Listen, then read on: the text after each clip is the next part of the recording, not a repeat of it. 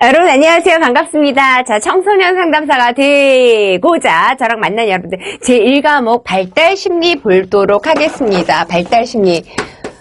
이제 상담 이론에 관계하시는 분들은 인간이 어떻게 발달하는 굉장히 관심 있게 볼 거예요. 그래서 발달심리 제1과목을 하는데요. 기본적으로 이제 발달심리가 어떻게 되어 있냐. 그러니까 발달심리의 기초적인 부분을 살펴볼 거고요. 발달심리이긴 하지만 여기서 이제 우리가 발달심리를 어떻게 연구할 것이냐. 그래서 연구법에 대해서 같이 공부를 해볼 겁니다. 뿐만 아니라 발달심리가 인간이 어떻게 성장하고 발달하냐. 인간의 성장과 발달에 관해서 이론적인 면을 살펴보고 보다 구체적으로 각 학자들이 언급하는 발달 이론을 살펴볼 거예요. 그래서 첫 시간이죠. 발달심리 기초. 자, 발달심리. 그럼 발달이라는 것이 무엇이냐? 발달. 우리가 발달한다는 말을 굉장히 많이 사용합니다. 일상생활에서. 발달한 일은 무엇이냐? 그래서 인간의 발달의 개념이 무엇이냐? 그래서 여러 학자들이 간략하게 한번 묶어봤거든요. 그래서 발달이라는 것은 인간이 응애하고 태어나서 죽음에 이르게 사망에 이르길 때 그 사이에서 일어나는 인간의 모든 내부 변화를 우리가 발달이다 이렇게 규정을 할 수가 있습니다. 그래서 여기서는 이제 커프카라든가 헐록이라든가 바이너의 얘기를 잠깐 드러났어요. 그래서 이것은 이제 발달하는 것은 양적인 발달뿐만 아니라 당연히 인간 내부에서 일어나는 모든 변화이기 때문에 질적인 변화도 같이 언급을 하고 있습니다. 자, 커프카 얘기를 먼저 보면 발달은 유기체 양적 증대, 그 다음에 기능이 유기화되고 정밀화되는, 무엇이 구조가 정밀화되는 것을 발달이다 이렇게 정의를 하고 있습니다. 그럼 양적 증이라는 뭐예요? 우리가 요즘 이제 어른이 될수록 좋아하지 않는 몸무게가 늘어나는 거, 키가 크는 거 양적 증대죠. 그 다음에 사용하는 언어 수가 늘어난다든가 양적 증대입니다.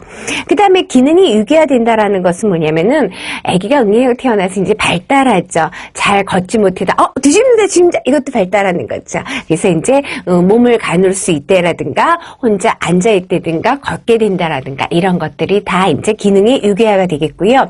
그 다음에 이제 태어나서 우리가 이제 전체적인 부분으로 다루다 구조적으로 세보니까 손을 잡고 이렇게 아이들이 발달할 때 이렇게 연필을 이렇게 잡게 하듯 손가락을 조작하지 못해요. 그래서 이런 것처럼 처음에 이제 거칠고 어색한 행동에서 점차 세련된 행동으로 가는 것을 갖다가 구조의 정밀화라고 이제 커프카는 이렇게 규정을 하면서 발달을 설명하고 있습니다. 허록은 또 이런 얘기를 하죠. 발달의 순서가 있고 전후 맥락, 어떤 패턴 속에서 이루어지는 점진적인 계획 과정으로 설명을 하고 있고요. 그 다음에 이제 바이너는 유기체의 분화와 중심화를 발달이라고 얘기를 하고 있습니다. 이런 학자들이 어떻게 얘기하든 간에 발달이라는 것 자체는 인간이 태어나서부터 죽음에 이르는 과정 속에서 일어나는 전체적인 변화를 발달이라고 볼 수 있으며 양적 변화, 질적 변화를 모두 포함하고 있습니다. 그러면 이것과 연결돼서 또 중요한 개념이 있죠.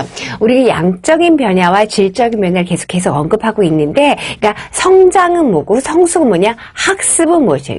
우리가 이제 제5과목으로 학습 이론을 배우는데 학습은 무엇이냐 그러죠. 그러니까 성장이 있고요. 참 성숙했구나 하는 성숙이 있고요. 우리가 이제 교육학적으로 보는 학습이란 무엇이냐 있죠. 물론 이것도 이제 학습과 교육을 또 이렇게 구분해서 설명할 수 있겠지만은 여기 세 가지를 구분하면 성장이란 뭐예요?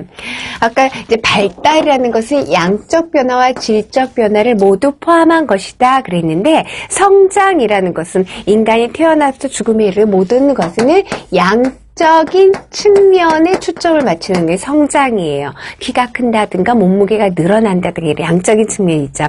그렇지만 성숙은 이제 내가 유기체가 이 내부에서 이루는 어떤 생화학적 변화, 신경 생리학적인 변화, 그러니까 질적인 측면에 초점을 좀 더 맞추는 것이 성숙이에요.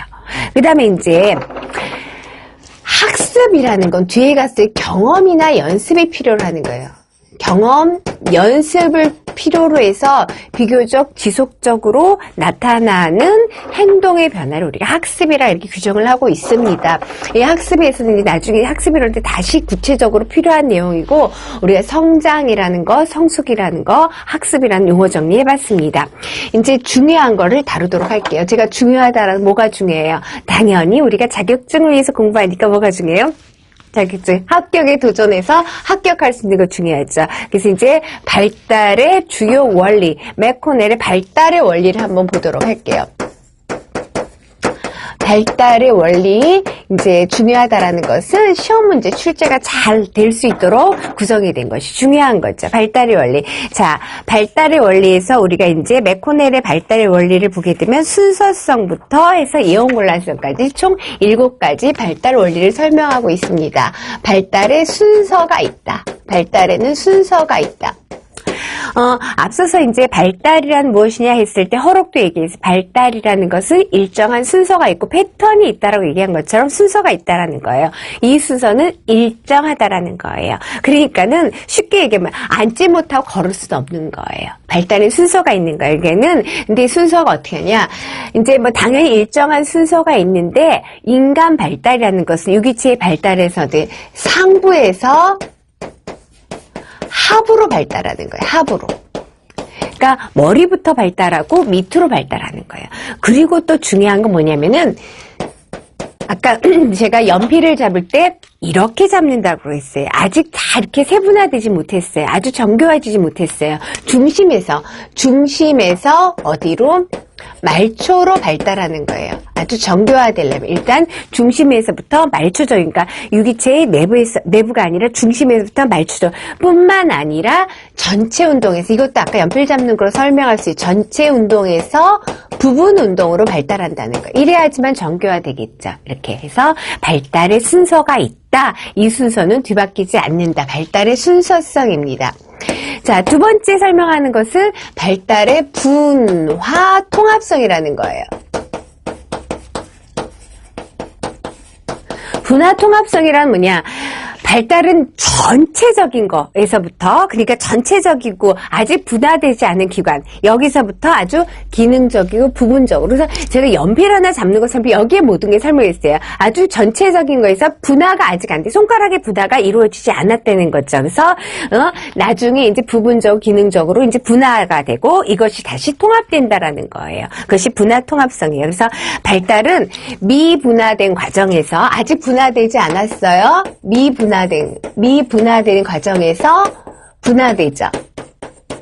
그리고 그 분화된 것들이 다시 통합을 이루는 것, 통합성을 이루고 있습니다.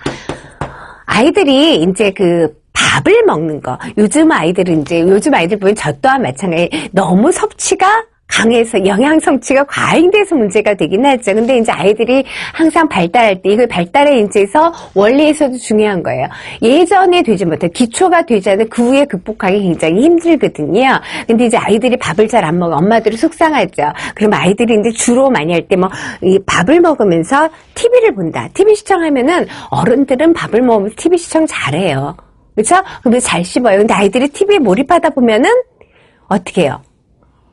멈춘다는 거예요. 그러니까는 보는 기능, 먹는 기능, 이제 전체적으로 이제 기능적으로는 이제 분화가 됐어요. 근데 그것을 통합적으로 이루어지지 못한다는 거죠. 그 후에 비로소 통합이 이루어지는 거예요. 그러면 이제 좀 더 발달하게 되면 보면서 먹으면서 딴짓도 잘할 수가 있게 되겠죠. 이것이 발달의 분화 통합성입니다. 자, 그 다음에 세 번째 설명할 거 이쪽으로 쓸게요. 세 번째 설명할 것은 발달의 주기가 있다라는 거예요. 발달의 주기성. 주기성이라는 것은 뭐냐? 계속적으로 이루어지는 거예요. 발달은 계속적으로 이루어지는 과정이긴 하지만은 주기가 있다. 이 속도는 일정하지 못하다는 거예요. 예를 들어서 이 하나가 나왔어요. 그 다음에 두 번째, 우리 윗니, 아랫니 어느 것부터 나와요? 아랫니부터 나오죠. 아랫니부터 나오고 윗니 나오는데 이것이 이제 하나 나왔다고 해서 이제 또 그 다음에 한 달 후에 두 개 나오고 이렇게 하는 건 아닌 거 아시죠? 예, 이런 것처럼 발달의 속도는 일정하지 않다라는 거예요. 발달은 계속적으로 이루어지면 속도가 일정하지 않습니다. 그래서 발달 단계 불규칙성이죠. 발달이 규칙적이지 않다. 불규칙적으로 일어나는 것. 속도가 일정하다면은 규칙성이라고 하지만 그렇지 않다. 그래서 발달의 동요성, 율동성이라고 돼요. 리듬 있게, 그렇죠? 달라진다라는 거예요. 자, 발달의 주기성, 그 다음에 발달의 연속성을 이야기하고 있죠. 발달은 계속적인 과정이라고 이야기를 했습니다. 그러니까는 발달은 갑자기 팍 비약적으로 일어나는 것이 아니라 연속적이 점차 보이지 않지 이렇게 이루어지는 것입니다. 그러니까는 이전 발달 단계가 이후 발달에 대해 기초가 된다라는 거예요. 아까 앉지 못하면 걷지 못한다라고 했죠. 기초가 있어야 된다는 거예요. 아이들 영양 섭취를 왜 중요하게 생각해? 기초가 나중에 극복하기 힘들다기 때문에 얘기했죠. 그래서 이전 발달 단계가 이후 발달 단계에 영향이 있다. 그렇죠? 그래서 과거 항상 연결을 가지고 발달한다. 역시 학습도 마찬가지예요. 자, 그 다음에 그것이 연속성입니다. 그 다음에 설명할 수 있는 것이 발달의 상호작용성이에요. 발달의 상호작용성. 상호작용성이라는 것은 뭐예요? 자, 좀 전에 얘기했어요. 우리가 성숙과 학습이란 용어를 갖다가 규정을 해봤어요. 성숙이라는 건 유기체 내부에서 신경생리학적 변화, 그쵸? 그 다음에 이제 생화학적인 변화, 신경적인 변화, 생화학적 변화를 성숙이라고 얘기했어요. 질적인 측면에 초점을 맞춘 것. 학습이라는 것은 경험이나 연습의 결과로 나타난 비교적 지속적인 행동의 변화를 이야기하고 있습니다. 근데 이제 발달은 이런 성숙과 학습의 상호작용 결과라는 거죠. 그러니까 성숙은 생물학적 성장이라고 있어요. 생물학적 성장 결과고 학습은 경험이나 연습, 이거의 결과로 나타나는데 이것이 서로 상호작용하면서 발달이 이루어진다 설명될 수 있습니다. 자, 그 다음에 발달의 개별성을 이야기하고 있죠. 이 6번째 발달의 개별성. 개별성이라는 것은 발달에는 개인차가 있다라는 거예요. 당연히 개인차 있지. 여러 가지 발달 개인차 있어. 그런데 개인 간의 차이뿐만 아니라 개인 내적인 차이도 있다라는 거예요. 그것이 이제 발달의 개별성이 되겠습니다. 내 안에서도 예를 들어서 신체 발달은 빠른데 정신적인 발달이 느릴 수가 있고요. 예를 들어서 걷는 건 빨리 걸었지만은 이는 늦게 나올 수도 있고 이렇게 설명드릴 수가 있는 것이 발달의 개별성입니다. 자, 그 다음에 예언할 수 있을 것 같기도 한데 안 되는 것이 예언 곤란성이죠. 발달의 예언 곤란성이라는 것은 발달에는 일정한 순서성이 있다라고 있어요. 상부에서 하부로. 중심에서 말초로, 그쵸? 그 다음에 어떻게 전체에서 부분을 발달해. 이거는 맞아요. 이거는 맞는데, 그러니까 그것은 예측 가능하다는 거죠. 그러니까 이 나는 순서라든가, 개구리 뒷다리가 쑥, 앞다리가 쑥 나오는, 이거는 예측 가능하게 되겠지만은, 우리가 인간의 성장함에 따라 다양하게, 그것만 나타나는 것이 아니라, 신체적인 것만, 발달이 아니잖아요. 그러니까 이것이 이제 성장함에 따라 여러 가지 환경적에서 주는 여러 가지 자극에 의해서 여러 가지 변이들이 작용하기 때문에 발달로 이 예측이 점점 불가능해진다는 것이 발달의 예언 곤란성입니다. 다시 말하면 이건 발달의 원래 맥코넬의 발달의 원래 순서성, 분화통합성, 그 다음에 주기성, 연속성, 상호작용성, 개별성, 예언 곤란성 각각의 의미가 무엇인지 알아두시면 되겠습니다. 자, 그 다음에 이제 우리 3번 할 때 발달의 주요 기제를 얘기할 수 있어요. 발달의 주요 기제를 얘기하는데, 이제 발달의 주요 기제, 설명하는 용어 정리에 다 이 시간 이제 발달의 주요 기제. 발달에서 이제 나타난 주요 기제가 뭐냐? 적기성이라는 이 용어는 굉장히 중요해요. 여러 이제 학자들이 설명할 때 발달에서 어느 시기가 있다라고 크리티컬 피어리어드, 그러니까 중요한 시기, 적합한 시기가 있다라 설명할 수 있는 것이 적기성입니다. 적기성. 그래서 이제 모든 발달에는 단계가 있고 그 단계에 맞는 과업이 있다라는 거예요. 우리가 청소년 상담사 공부를 하면서 이제 청소년에게 맞는 발달 과업인 것은 아닌 것도 이렇게 따지게 되거든요. 이런 것들도 역시 발달의 적기성 때문에 설명이 이제 가능하고 그런 이론들을 우리가 배우게 되는 것이겠죠. 그래서 모든 발달은 뭐가 있다? 단계가 있다. 단계가 있고 각 단계에 맞는 과업이 있다라는 거예요. 그래서 나중에 이제 헤비거스티 발달 과업 단계도 공부를 하게 될 건데 이제 이런 것들 적기성이 있다. 그래서 여기서의 중요한 건 뭐냐? 발달은 결정적 시기, 적합한 시기, 결정적 시기가 있다라는 거예요. 크리티컬 피어리어드가 있다라는 결정적 시기가 있는데 이것을 설명하는 이론 중에서 이제 거기 볼트체가 좀 로렌츠의 새끼 오리 연구 있어요. 로렌츠의 오리 연구, 새끼 오리야, 그쵸? 새끼 오리. 새끼 오리 연구 있는데요. 이 로렌츠의 새끼 오리 연구가 이제 그 발달에서 결정적 시기를 설명할 때 꼭 나오는 이론이 되겠습니다. 자, 이것은 이제 디귿번에 있는 새끼 오리에 대해서 연구하는데요. 새끼 오리는 누구를 갖다가 엄마라고 알아요?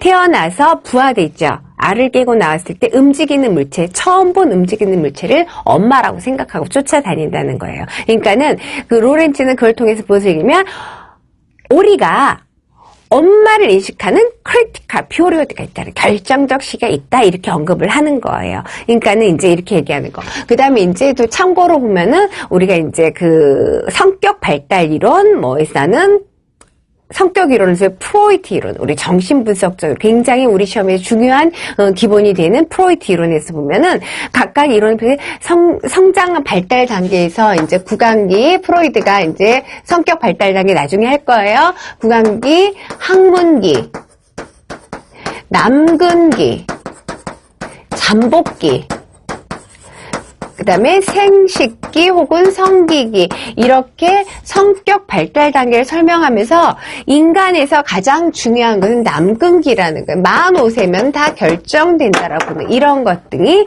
크리티컬 피리어드 결정적 시기가 있다고 설명하는 내용이 되겠죠. 그래서 인간 발달 과정에서 결정적 시기, 인간 발달을 이루는 결정적 시기는 생애 후기보다는 생애 초기, 인생 초기다. 그래서 초기 경험이 중요하다라는 것을 나타내는 것이 적기성을 이제 지지할 때, 적기성을 설명할 때 꼭 나타나는 이론입니다. 자, 그 다음에 발달의 주역에 적기가 있다, 크리티컬 피리어드가 있다, 결정적인 시기가 있다라고 했으면은 두 번째는 기초성, 초기성이에요. 앞서서 이제 발달의 원리에서도 이야기를 했어요. 발달의 원리에서 얘기했는데 앞에 발달, 후에 발달에 영향을 미친다라고 해서 기초성. 굉장히 중요하죠. 그래서 보면은 아동의 지금 적기성 할 때 얘기할 때 프로이드도 45세면 다 결정된다라고 얘기를 한 것은 뭐예요? 어린 시절 인생 초기 경험이 중요하다라고 하는 거죠. 그래서 많은 학자들이 어린 시절 유아기의 경험 굉장히 중요하다고 얘기를 하고 있습니다. 근데 이제 프로이드가 비판받는 것은 딱 그때 결정된다라고 보는 이 자체가 문제가 된다라는 거죠. 인간은 능동적이기 때문에 나중에 변화가는 걸 고려하지 않은 것이 비판되지만은 그럼에도 불구하고 많은 학자들이 어린 시절 유아기는 굉장히 중요해요. 여러 가지 신체 발달뿐만 아니라 정서 발달, 여러 가지 인지 발달, 여러 가지의 어린 시절이 중요하다는 거예요. 그래서 아동 초기 경험, 유아기의 경험이 후기 발달에 영향을 미친다라는 거예요. 그래서 일례로 이제 브룸은 이제 그 난자와 정자만 수태에서 4세 이를 때까지, 그러니까 태아 때부터 지능이 발달한다는 거죠. 만 4세 이를 때 지능의 약 50%가 다 발달된다는 거예요. 그리고 나서 이제 8살 때면 거의 80%가 지능이 완성이 되고 그 후에 이제 나머지가 이제 조금 보완된다라고 하는 것이 브룸의 연구예요. 그러니까 어찌 보니까 인생 초기에 8살 때쯤 되면은 내가 갖고 있는 지능이 80%가 완성된다. 그러니까 이 초기가 굉장히 중요하다 설명하는 거죠. 그 다음에 이제 할로의 접촉 유한 실험은요, 이제 할로가 이제 애착 실험하는 거예요. 원숭이, 새끼 원숭이가 얼마만큼 어미 원숭이한테 애착을 갖느냐, 이 실험을 한 건데, 발달 초기에 이제 이걸 통해서 새끼 원숭이가 어미 원숭이한테 어떻게 애착을 보이냐, 뭐 헝겊을 싼 원숭이, 철사를 막 한 원숭이에서 이제 좀 잔인하게 실험을 해요. 애증이 아니지, 애착을 실험하는데, 사랑을 실험하는데 좀 잔인한 방법을 동원한 것이 할로입니다. 그래서 여기서 보면은 어머니와 유아관계, 어린 시절 때 신체적 접촉이 굉장히 중요하다라는 거죠. 그래서 이런 신체적 그 접촉을 통한 모성 보호가 사회성 발달에 중요한 영향을 준다라고 설명을 하는 것이 이제 접촉 유한 실험이에요. 그러니까 어려서 많이 사랑을 받았어야지만 나중에 사회적 관계, 사람한테 사랑을 주기도 할 수 있다라는 그런 맥락입니다. 요거 벗어나서 하나 얘기를 하게 되면은 나중에 지금 할로의 접촉 유한 실험 때문이 아니라 우리가 이제 상담 이론에서 그걸 배워요. 뭐냐면 교류 분석 상담 이런 거 있어요. 상담을 하게 될 텐데 거기에서 보면 이제 분석을 하는데 인간은 게임을 한단 말이죠. 왜 게임을 하냐면 스트로크. 이거 상담 이론에서 할 거예요. 어떤 상담? 제가 나올 때마다 반복적인 얘기를 많이 할 거예요. 언급될 수 있으면 계속 끄집어내야 되니까. 그럴 때 스트로크, 어루만짐이라는 거예요. 교류 분석에서 인간은 게임을 하는데 왜 게임하냐? 어루만짐을 받고 싶어서 게임을 한다고 얘기를 하거든요. 그런데 이 어린 시절에는 이 어루만짐이란 타인으로부터 인정받는 거예요. 근데 어린 시절에는 어떻게 해요? 신체적 접촉을 통해서 많이 어루만짐을 받고 싶어 한다라는 거죠. 이 어린 시절 신체적 접촉을 위한 어루만짐, 스킨십이라는 거죠. 굉장히 중요하다라는 거예요. 근데 이제 조금 더 크면은 언어 발달을 하게 됨으로써 이제 언어로는 잘했어, 착해, 뭐 이렇게 굿보이, 굿걸 이런 걸로 이제 어루만짐을 받고 싶지만은 일단 이제 기초성, 우리가 신체 접촉으로 해서 어루만짐, 그러니까는 그 사랑을 받은 것이 굉장히 후기의 사회성 발달에 중요한 영향을 미친다라는 거. 그래서 기초가 굉장히 중요하다라는 설명하는 두 가지 그 학자들 이야기를 다뤄봤습니다. 부름의 얘기를 통해서 아니면 할로의 접촉 위한 실험을 통해서 이제 그 어린 시절에 그 신체 접촉이 굉장히 중요하구나라는 것뿐만 아니라 어린 시절 발달이 중요하다. 지적 발달도 중요하다. 자, 기초가 튼튼한 것이 사라지는 것이 아니고 차곡차곡 누적된다는 것이 발달의 누적성이 되겠죠. 누적성. 그러니까 앞 단계에서 잘못되면 그 다음 단계는 더욱 잘못되고 그 다음 단계는 더더욱 잘못된다라는 거예요. 이른바 이제 발달의 빈이죠. 그죠? 가난한 자는 더 가난한 부익부. 부자인 사람 더 부자가 빈익빈 부익부 현상을 얘기하고 있습니다. 그러니까 학습에 있어도 학습이 부진했어요. 뭐 어떻게 보충해주지 않으면 계속 이제 그 학습이 부진할 수밖에 없다라는 것을 마태 효과를 잠깐 언급해놨어요. 마태 효과. 그러니까 선행 지식이 풍부해요. 많이 알고 있어요. 여러분들처럼 이제 학교 생활에서 알기 전에 이제 청소년 상담에 관계된 여러 가지 기본 지식이 있으면 공부가 더 잘 되는 게 부익부예요. 그쵸? 부익부 하실 거죠? 근데 이제 선행 지식이 부족하다면은 채우지기 힘들다는 거예요. 그것이 이제 마태 효과를 설명하고 있습니다. 그러니까 앞에 발달이 뒤에 영향을 주는데 잘못된 것이 더더욱 이제 그 안 좋게 영향을 줄 수가 있고 잘된 것은 더 강력하게 잘되게 영향을 준다라는 것이 발달의 누적성이 되겠습니다. 자, 그 다음에 발달의 이제 가역성. 가역성이라는 뭐예요? 그 전으로 돌아갈 수 있는 거죠. 그 원래 그러니까 이렇게 떡 두 개 합쳤으면 그 전에 하나 있던 상태로 돌아갈 수 있는 거. 이런 것들이 가역성이죠. 그러니까 전 단계의 잘못.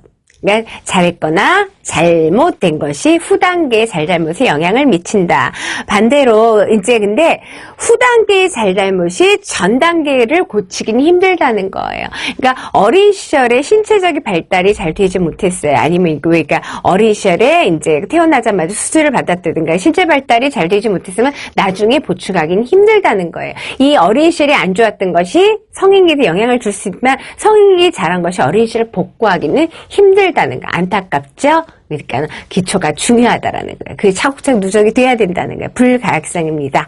그러니까 초기의 발달 결핍을 나중에 보상하기는 어렵다라는 거예요. 그러니까는 이거 굉장히 중요해요. 초기의 영양실조, 초기의 문화실조. 자, 발달은 우리가 신체적인 뿐만 아니라 지적 발달, 문화적인 경험이 초기에 부족한 걸 나중에 극복하기는 힘들다는 거예요. 특히 영양실조는 더 그렇죠. 그래서 유아기 영양결핍으로 체력이 빈약할 경우에 청소년기의 영양 보충으로 체중은 보충될 수 있지만은 성장은 보충될 수가 없겠죠. 이런 것들이 이제 발달의 불가소성입니다. 그 정도로 되돌아갈 수 없다라는 거예요. 그래서 지금 발달 들어오면서 용어 정리한 거예요. 맥코넬이 말하는 발달의 원리 7가지 있었고요. 주요 기제에 대해 설명을 받습니다. 자, 그 다음에 학자들에 대해서 간단히 발달에 관한 학설들을 잠깐만 살펴볼게요. 발달에 관한 학설을 보시게 되면요. 페이지에 생득설이냐 아니면 경험설이냐 유전과 환경의 상호작용이냐라는 거예요. 많은 이론들을 펼칠 때 발달에 관한 지능이든 뭐든 설명할 때 어떻게 해요? 유전이냐 아니면 환경이냐, 유전과 환경의 상호작용이냐 이렇게 얘기죠. 그래서 발달에 관한 학설을 설명할 때도 역시 그렇게 구분하는 거죠. 생득설, 유전적인 걸 타고나느냐, 생득설이냐, 아니면은 이 발달의 생득설 중요해요, 안 중요해요? 중요하죠. 생득설이냐, 아니면은 자기가 환경에 의해서 얻어지는 거냐, 경험이냐.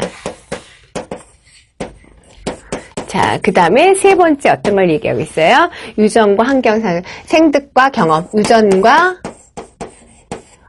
환경적 경험에 의한 것이 상호작용의 결과이냐라는 거죠. 일반적으로 세 번째를 많이 지지하게 되겠죠. 자, 그렇지만 학자들이 이제 각각 이론을 펼칩니다. 자, 생득설, 유전설이에요. 소질 맞는 설. 자, 좋은 유전인자를 갖고 태어난 사람 절대적 지지하고 싶은 이론이 되겠죠. 자, 사람은 태어날 때 생득적이고 환경 자극에 의한 변화는 2차적인 거라는 거죠. 누구나 갖고 태어나는 게. 그러니까 여기서 뭐냐면 이걸 대두를 하면은 교육 부정이에요. 교육학적으로. 태어날 때 갖고 태어난다는 거죠. 좋은 유전자가 있다라는 거예요. 그러니까 교육할 필요가 없다라는 거죠. 왜 생득적으로 다 갖고 태어나는 거니까. 그래서 요 학자들의 얘기를 들으면 좀 슬퍼지기도 합니다. 특히 교육제자 쇼펜하우어 있죠. 우리 철학자 있죠. 사람이란 소질이 지배하는 것이다. 그래서 미래의 발전도 소질에 의해서 결정된다라고 하죠. 그거 쇼펜하우어도 그 소질이 중요한 거 알 때. 근데요, 두 번째 니은번에 롬브로스 얘기를 들으면 진짜 까무러질 것 같아요. 그래서 이제 요즘 성형이 많이 유행했지만 머리 두상도 성형시켜야 돼요. 롬브로스 얘기하면은 범죄자의 골상이 있다는, 골상하게, 로봇 딱 보니까 그렇다는 게 아니라, 많은 그 골상을 연구해서 있죠. 두상을 연구해서 범죄자의 두상이 있다라는 거예요. 그래서 이것은 선천적으로 나타나기 때문에 교육으로 힘으로, 얘는 이제 저거 범죄형이라는 거죠. 그러니까 교육으로는 범죄 아닌 사람이 될 수가 없다라는 거, 롬브로스예요. 이렇게 만약에 안다면, 이 사람이 이거를 절대로 지지한다면은, 아기를 태어나자마자 두상 만들기 여념이 없어야겠죠? 자, 그 다음에 맨델. 당연히 이제 우리가 유전, 그쵸, 하는. 그래서 생물의 특징은 염색체, 유전 형질에서 결정된다라고 보는 거죠. 그 다음에 이제 손다이크도, 교육심리학자 손다이크도 이렇게 하고요. 쌍둥이를 연구했어요. 쌍둥이가 태어나는 각자 다른 환경에서 자랐지만은 여기 유전적인 요인을 무시하지 못하더라 연구를. 그 다음에 이제 우리가 머리 좋은 그 집안이 있긴 하죠. 그치, 유전도 중요합니다. 머리 좋은 집안이 있습니다. 그래서 갤턴의 가계 연구를 했더니 가계에 따라 지능 차이가 나타났다는 거죠. 우수한 지능을 보이는 그 가계도가 있다라는 거예요. 그래서 갤턴의 가계 연구였고요. 그 다음에 제인샌드도 역시 지능에 의해서 지능 연구를 했는데 여기서도 역시 마찬가지입니다. 지능의 한 80%가량이 무엇에 의해서 결정된다? 유전에 의해서 결정된다라고 얘기하고 있습니다. 그러니까 그 생득적 갖고 태어난다라는 거죠. 그거에 비하면 이제 아니다, 환경이 중요하다. 그래서 경험설, 교육 만능설이죠. 이제 가르치면 된다라는 거예요. 가르치면 된다, 이죠. 개인의 유전 형질은 발달의 가능성을 가지고 있을 뿐이지 발달의 원동력 후천적 경험이다라는, 내가 무엇을 경험하느냐가 훨씬 더 중요하다라는 거예요. 그래서 여기서 관련 학자는 칸트, 역시 이제 우리가 많이 들은 철학자죠. 동물들은 이 소리를 들으면 어찌할지 모르지만, 이거 우리가 학생들한테 가지 많이 해주는 말이에요. 오로지 인간이기 때문에 교육받을 가치가 있다라는 거죠. 그래서 사람이란 교육을 필요로 한 유일한 존재라는 거예요. 우리가 이제 아케에서 성장, 성숙, 학습할 때 학습과 교육은 또 다른 의미로 이제 분류를 하게 되는데요. 학습은 동물들한테도 학습이란 표현을 써요.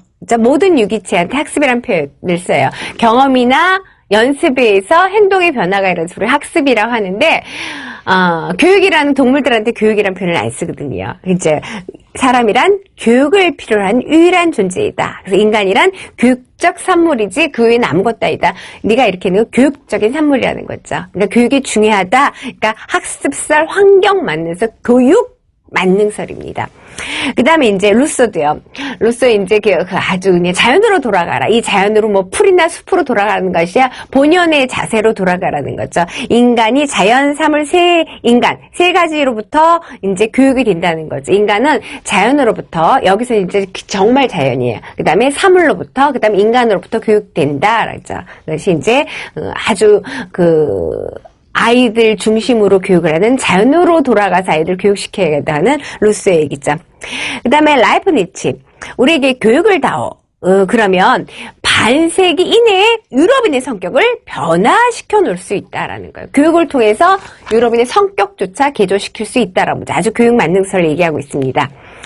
그 다음에 왓슨은 이제 아주 고전적 행동주의 심리학자입니다. 환경이 절대적으로 중요하다 보는 게 행동주의자들, 특히 고전적인. 나에게 아이를 맡겨라. 그러면 원하는 대로 키워주겠다라는 거예요. 그러니까는 환경에서 조작할 수 있다라는 거죠. 그래서 나에게 12명의 아이를 맡기면 어떤 아이를 원하십니까? 원하는 대로 양육할 수 있어 라고 하는 것이 왓슨이죠. 그 다음에 로쿰. 인간은 이제 백지장이라는 거죠. 아무것도 없다라는 거예요. 그래서 인간의 아기는 백지와 같아서 어떤 인간으로 만들 수도 있다 하죠. 그래서 일생동의 발달은 전적으로 무엇의 결과이다? 교육의 결과이다. 학습의 결과이다. 이렇게 얘기를 하는 거예요. 그래서 경험에 의해서 발달을 촉진한다라는 경험설이 있고요. 어떤 거를 지지하세요? 둘 다 지지하죠. 이제 우리가 아니라 저는 이걸 지지하고 싶어요. 유전도 중요하고 환경도 중요하다는 거죠. 자, 우리가 이제 보시면은 인간의 성장과 발달 생득적으로 낳고 있는 소질이 있습니다. 소질이 있고요. 후천적인 환경이 서로 상호작용한다는 거 다 중요하다라는 거예요. 다 중요하죠. 그래서 이제 오드월스 같은 상승설. 자, 인간의 심리적, 정신적 능력은 근본 심리적인 거, 정신적인 거의 근본은 어떻게 유전적인 것이지만 이것을 구체적으로 실현하는 것은 환경이라는 거죠. 그 다음에 이제 레빈의 장이론, 우리 학습 이론에서 나올 거야. 필드 시어리. 이제 인간의 행동이 어떻게 하냐? 유기체가 둘러싸고 있는 환경과의 상호작용 속에서 인간의 행동이 나타난다. 레빈의 장 이론입니다. 그 다음에 이제 역시 학습 이론에서 빼놓을 수 없는 피아제 인지발달 이론을 주장하는 피아제 인지발달을 보면은 유전도 굉장히 중요하고 환경이 어떻게 주느냐라는 거죠. 그래서 각각의 발달 단계에 맞게, 그러니까 피아제 인지 발달이론은 각각의 감각 운동기, 전조작기, 구체적 조작기, 형식적 조작기, 인지 발달의 단계를 설명을 하고 있는데, 그러니까 각각의 연령에 따라 맞는 발달 단계가 있다라는 거. 이건 생득적인 거죠. 그렇지만 이 환경에서 어떻게 조작해줘, 어떻게 영향을 주냐, 이걸 통해서 인지가 발달한다고 설명하는 것이 피아제 이론입니다. 그래서 유전과 환경이 서로 중요하다라는 것. 그 다음에 커프카의 체제설 보면은요, 발달이란 유전과 환경 사이에 발달하려는 자와 어떤 역동적인 관계에서 발달이 이루어진다라고 설명을 하고 있습니다.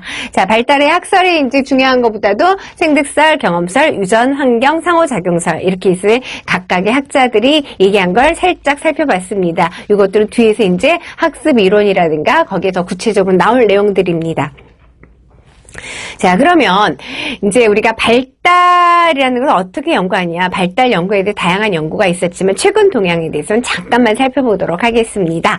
자, 행동생물학, 그 다음에 이제 우리가 청소년 이해론에서도 이제 청소년 이해할 때 환경적인 측면 하면서 브롬펜 브로너의 생태이론을 또 다룰 건데요. 생태이론. 그 다음에, 역시 이제 학습이론에서 나타났던 피아제를 아주 대비되는 그 이론을 펼친 비고츠키, 옛날 구소련 러시아의 교육심리학자의 사회문화이론, 이 세 가지 이제 최근의 발달 연구 동향을 살펴볼 건데요.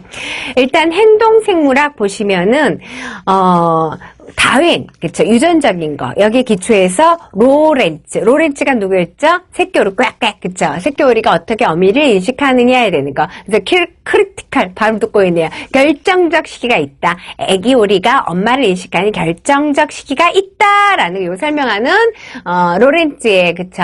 그 이론. 로렌츠에서 이제 발달된 것이 행동생물학입니다. 자, 행동생물학자들이 주장하는 개인이 환경의 영향에 반응한다. 그러니까 인간 발달의 그 원리가 개인이 환경의 영향에 반응한다는 거죠. 이 원리가 인간 발달의 다양한 그 방향을 통해서 이제 연구할 수 있도록 제공을 된 것이 행동생물학입니다. 그 다음에 이제 브롬펜 브로너의 생태이론이라는 것은요, 이거는 정말 이제 시험 잘 나오는 부분이에요. 생태이론.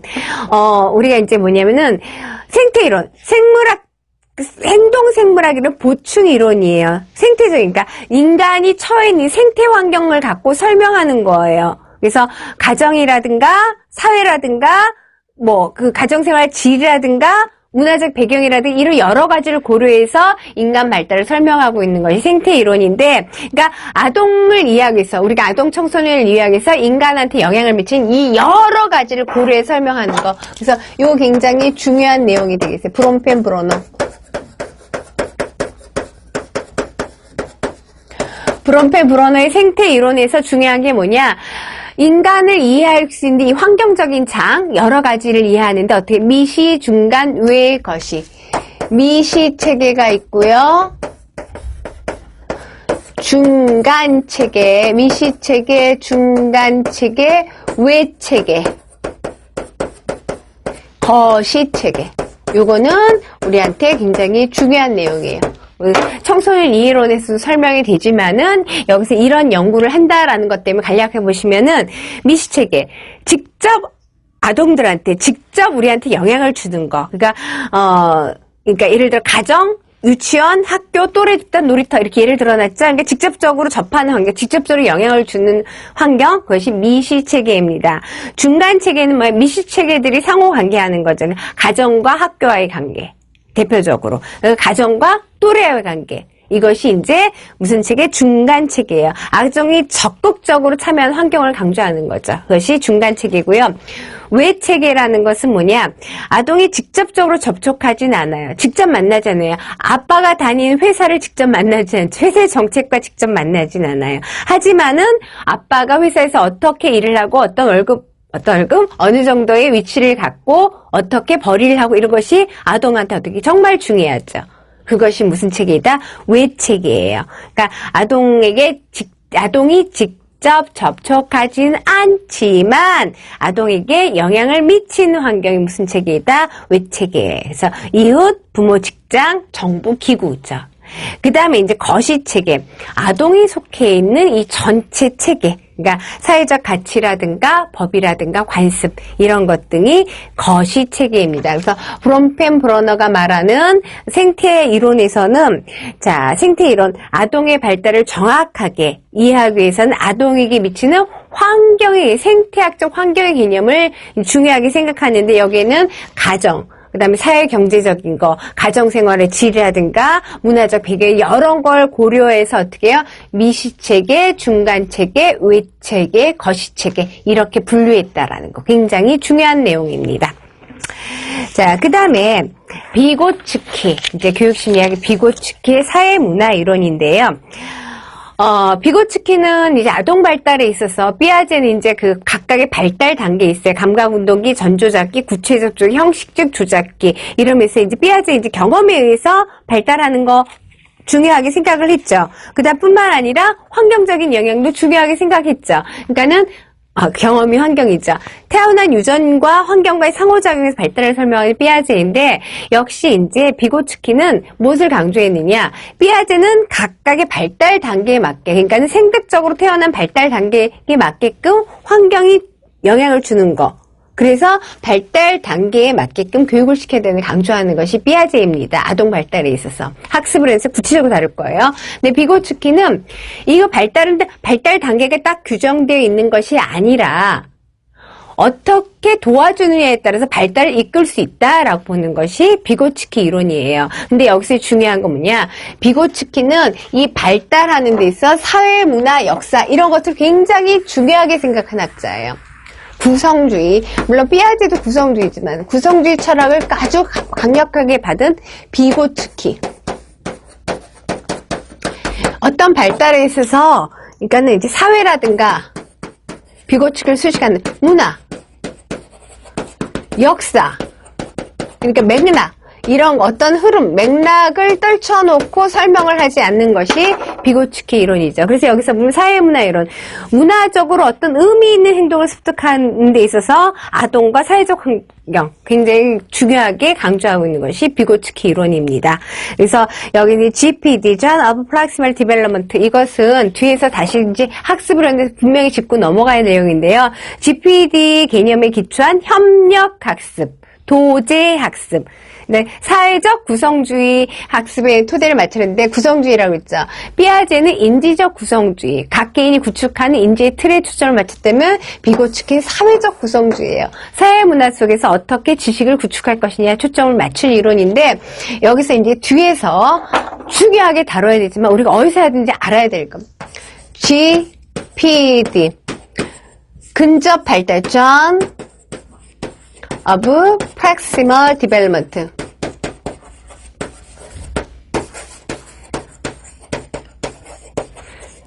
자, 이거는 뭐 디벨롭먼트니까 NT. 자, 이거는 근접 발달대가 있어요. 제가 이거는 분명히 있어요. 피아제는 각각의 발달 단계에 맞게끔 교육, 학습을 시켜야 된다 그랬어요. 그래야지 발달을 이끌 수 있다는데 비고츠키는 아이가 발달할 수 있느냐, 근접 발달대가 뭐냐? 지금 현재 수준이 있어요. 내가 발달한 현재 수준이 있고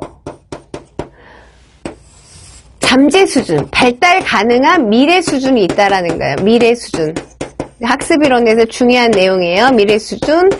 그것과의 차이를 갖다가 GPD, 현재 수준과의 미래 수준의 차이가 GPD라는 거예요. 그러니까 내가 지금 알고 있는 수준과 조금 학습을 통해서 얻어질 수 있는 잠재 수준이 있는데, 피아제는 각각의 발달 단계, 감각 운동기, 전 조작기, 이걸 넘어서서 가르칠 수 없다라고 얘기하지만은, 비고츠키는 지금 현재 수준에 어떻게 하냐, 조금의 도움, 협력할 수 있으면 되는 거예요. 그걸 갖다가 스캐폴딩이라고 하는데, 어떤 발판을 마련해서 도움을 주면 현재 수준을 미래 수준으로 끌어올 수 있다라는 거예요. 그러니까 꼭 발달 단계가 있는 것은 아니라고 얘기하는 거죠. 발달을 촉진시킬 수 있는 거예요. 다시 말하면은 조기 교육 시킬 수 있다라고 보는 것이 비고츠키 개념이에요. 그래서 여기서는 발달 연구의 최근 동향하면 설명을 이렇게 했지만, 그거보다 더 중요한 것은 이 뒤에서 학습 이론에서 나오게 되는 내용이 되겠죠. 이런 비고츠키 이론. 하지만 이제 지금 여긴 발달 심리에 관해서 보는 거니까, 발달 심리 보면은 이제 이러한 연구들을 통해서 이제 발달을 연구한다라는 거예요. 지금 이 시간에는 발달 심리 이렇게 들어가면서 어떻게 발달을 하느냐, 그래서 발달이라는 용어 정리. 그리고 이제 발달의 원리, 그 다음에 발달의 주요 기제, 다 용어 정리예요. 용어 정리를 통해 찾는 거 중요하고요. 그 다음에 이제 설명한 것은 그 후에 이제 후에 나올, 우리가 후에 이제 다른 학습과 관계된 내용들을 조금 더 설명이 필요한 내용들이니까는 짚고 넘어왔습니다. 그래서 이 시간에는 발달이라는 것은 이런 것이다 라고 살펴봤고요. 다음 시간에 그러면은 이제 우리가 발달 심리를 어떻게 연구할 것이냐. 다시 말하면 연구법에 대해서 공부를 할 거예요. 왜 여기 이제 책에 이제 그 발달 심리에서 이렇게 다뤄놨냐. 제가 책을 편집할 때는 이유는 이렇게 편집한 건 이유는 하나뿐이 없어요. 여러분들이 저를 만나시는 까닭은 뭐예요? 하나뿐이 없다고 생각해요. 지금은 합격. 뭐예요? 청소년 상담사 합격이에요. 그래서 청소년 상담사 출제를 이렇게 하겠다, 발달심에서 이런 부분을 내겠다 한 걸로 이렇게 해서 이렇게 편집을 했어요. 그래서 이제 다음 시간에 다양한 연구 방법을 토대로 해서 여러분들이 할 건데 그 내용도 중요하게 다뤄지겠죠. 첫 시간 만난 거 반갑습니다. 그래서 이 시간에는 많이 어려운 내용 없었어요. 하지만 용어에 해당하는 찾을 수 있도록 정리해 두시기 바랍니다. 다음 시간에 즐겁게 다시 만나겠습니다. 고맙습니다.